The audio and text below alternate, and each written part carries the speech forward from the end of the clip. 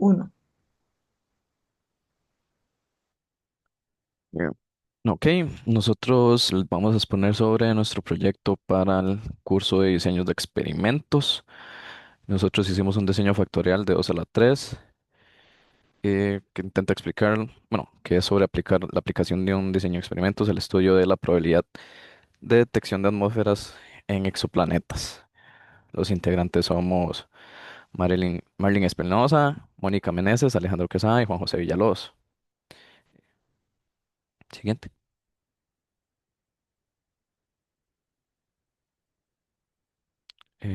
Pues bien, en este proyecto buscamos eh, cómo con recursos observacionales limitados, cómo podemos maximizar la detección de atmósferas habitables en exoplanetas. El objetivo general es evaluar con un diseño factorial 2 a la 3 la influencia de tres factores: el radio del planeta, la distancia orbital a su estrella y la temperatura efectiva de la estrella. Cada factor lo probamos en dos niveles para así medir sus efectos principales y sus interacciones. La variable de respuesta es la profundidad de señal atmosférica detectable en tránsito, que la expresamos en parte por millón. Me la cambiaste. Ah, Perdón. no. Ok. Bueno, como metodología, este estudio es una investigación explicativa y cuantitativa que utiliza pues el diseño factorial 2 a la 3 para analizar ciertos factores astronómicos que son causa, los cuales afectan a la detectabilidad de atmósferas, que sería el efecto. Algunos aspectos clave son los factores y niveles. El factor está el radio, el cual se divide en bajo o alto. El bajo es más relacionado al radio de la Tierra y el alto es comparado con el radio de Júpiter.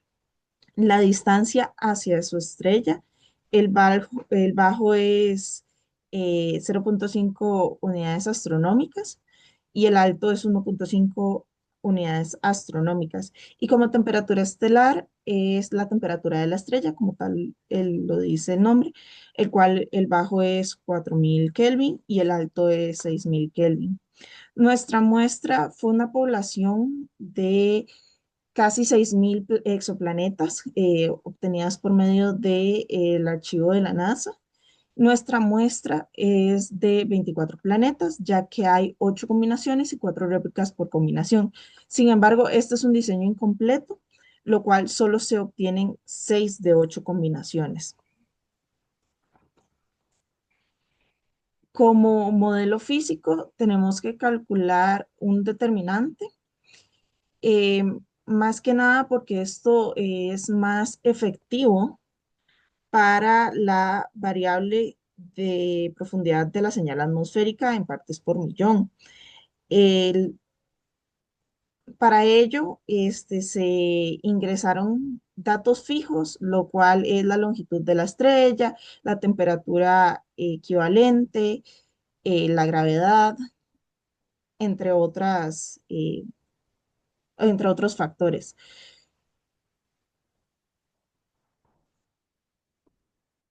Bueno, en esta sección analizamos si el modelo completo y cada uno de los factores contribuyen de manera significativa a explicar la variabilidad en la respuesta, que en nuestro caso es la profundidad de señal. Como se puede evidenciar en la presentación, el modelo general tiene un valor P de 0,046, lo cual indica que es estadísticamente significativo al 95%. Es decir, que al menos uno de los factores realmente está influyendo en la respuesta. Como podemos analizar en el ANOVA, entre los factores individuales, el factor C, que es la temperatura estelar, es el único que claramente es significativo con un valor P de 0,044. Eso sugiere que los cambios en la temperatura generan diferencias reales en la profundidad de señal. También podemos analizar que el factor B, que es la distancia orbital, tiene un valor P de 0,099, lo cual muestra una tendencia, pero no logra ser significativo al 95%.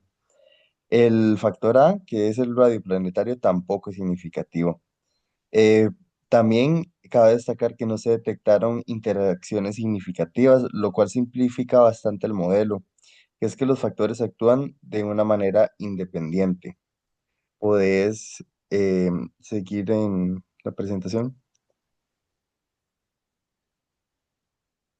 Aquí observamos la dirección y la magnitud del efecto de cada factor. Lo más importante es que el factor C tiene una pendiente más pronunciada en comparación con todos los factores, lo que confirma que es el efecto que domina en este análisis de varianza. El nivel alto de temperatura genera una reducción marcada en la profundidad de señal. El factor B, que es la distancia orbital, presenta una pendiente negativa conforme aumenta la distancia y la señal disminuye. Cabe destacar que en términos generales, al ajuste del modelo, el R cuadrado, que es de 44,16 y el R ajustado de 28,64 se considera razonable tomando en cuenta que es un diseño factorial simple y que estamos trabajando con tres factores completamente independientes. Puedes seguir en la presentación.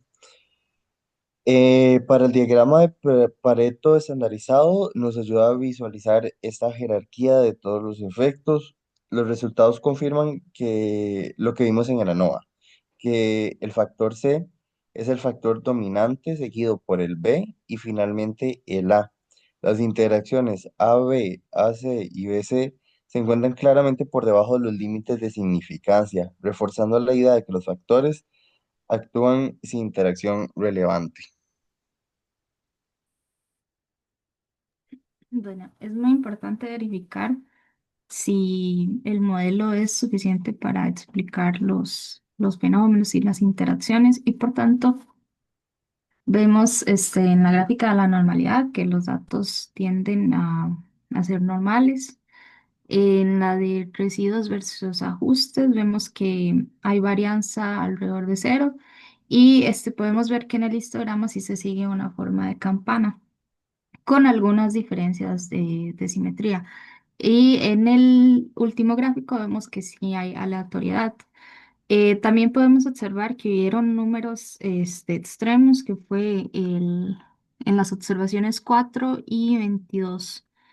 Y bueno, esto no se trata como en sí de errores experimentales, sino de escenarios físicamente muy favorables donde la señal atmosférica es específicamente alta. Ahora, para la parte física, no basta solo explicarlo estadísticamente, sino también cómo se comportan. Podemos ver que el factor más importante es la temperatura estelar y que si esta influye, ya que a estrellas más frías, eh, bueno, tienden a ser más pequeñas, como podemos ver en el radio, y esto así aumenta la profundidad de la señal durante un tránsito. Entonces, esto explicaría por qué fue bastante significativo. Ahora, para el siguiente factor, que fue la distancia orbital, tiene bastante sentido ya que los planetas más cercanos reciben más energía, lo que aumenta la temperatura y la escala de altura atmosférica.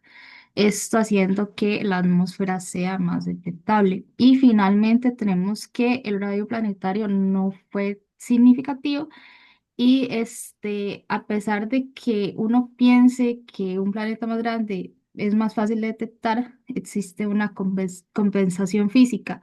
A medida que aumenta el radio, también aumenta la gravedad, lo que reduce la altura atmosférica. Entonces, el producto final que define la señal no cambia tanto como esperaríamos.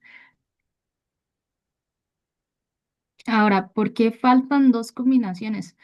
Bueno, deberíamos de tener ocho, pero en la de nosotros solo fueron seis. Y esto es porque hay una limitación física y observacional del método de tránsito. Entonces, la probabilidad de observar un tránsito disminuye conforme aumenta la distancia orbital. Entonces, si los planetas, cuando los planetas están muy lejos, es decir, el factor B está en su nivel alto. Entonces el periodo orbital es muy largo y la probabilidad geométrica de un tránsito es muy baja.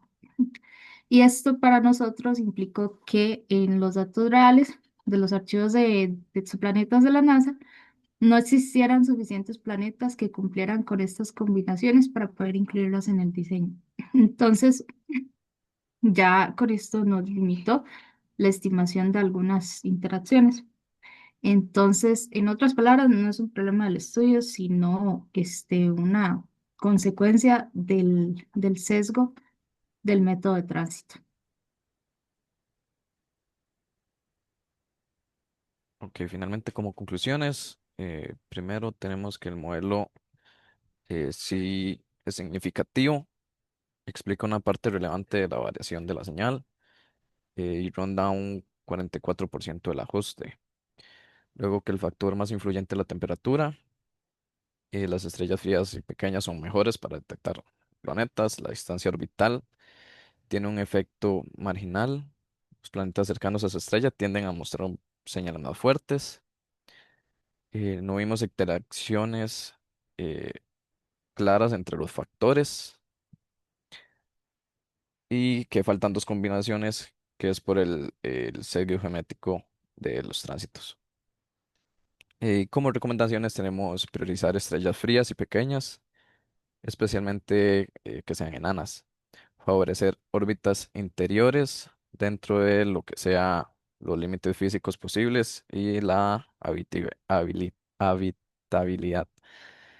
Y finalmente completar, si es posible, completar los valores que tenemos faltantes con, eh, bueno, con métricas o con simulación. Y esa sería la exposición. Muchas gracias.